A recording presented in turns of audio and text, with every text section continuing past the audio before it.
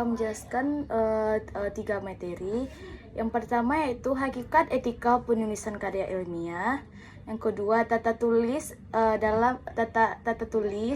dalam etika penulisan karya ilmiah. Yang ketiga plagiarisme. Yang pertama yaitu hakikat etika penulisan karya ilmiah. Pengertian etika adalah konsep nilai yang menggerak pada perilaku yang baik dan pantas, sedangkan pengertian etika penulisan ilmiah adalah sebuah hasil karangan dalam bentuk tulisan yang menggunakan kata atau kalimat yang baik dan pantas. Etika penulisan karya ilmiah adalah suatu teknik yang digunakan pada saat menulis suatu karya tulis dengan memperhatikan berbagai aspek. Kode etik karya ilmiah merupakan kumpulan norma-norma yang harus diperhatikan. Materi selanjutnya yaitu baiklah lanjutan materi tadi yaitu etika penulisan karya ilmiah. Yang pertama, jujur.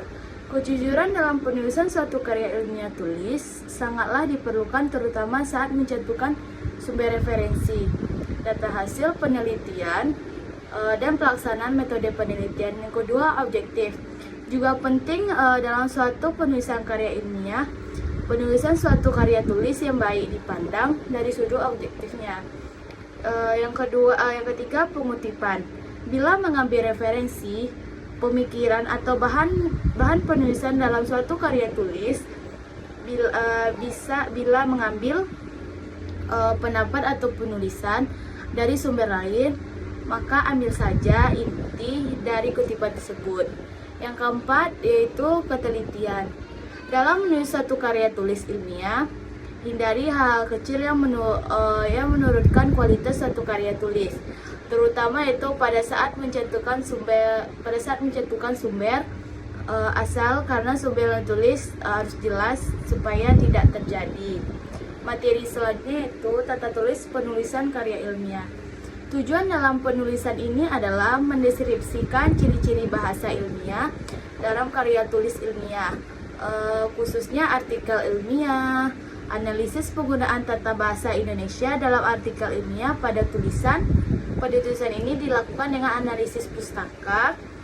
Seorang perlu memperhatikan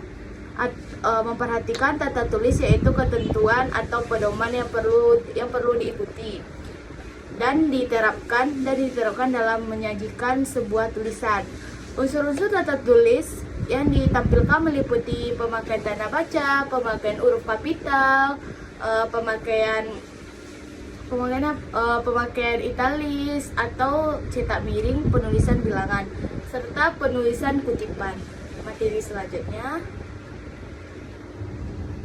yang terakhir yaitu plagiarisme. Merupakan perbuatan salah yang serius sebab mengambil karya orang lain dan mengakui sebagai karya karya sendiri.